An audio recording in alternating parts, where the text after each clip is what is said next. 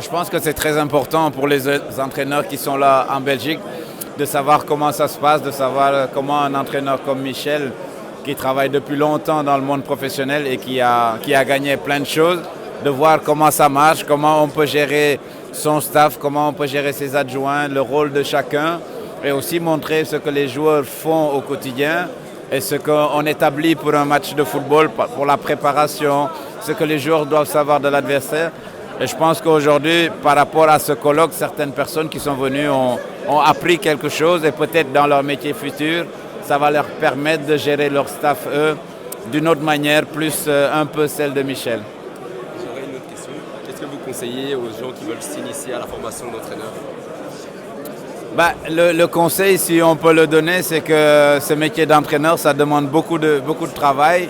Ce n'est pas juste un travail que vous venez à 8 heures et vous êtes parti à midi, parce qu'il y a un travail qui est fait avant, il y a un travail qui est fait après.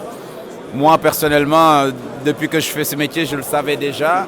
Mais le boulot d'un joueur de foot et le boulot d'un entraîneur de foot, il y a une grande différence. On pourrait dire c'est le jour et la nuit, parce qu'on a moins de temps, parce qu'on a beaucoup de temps à concentrer et à consacrer aux joueurs, au staff médical, aux infrastructures, comme disait tout à l'heure Michel.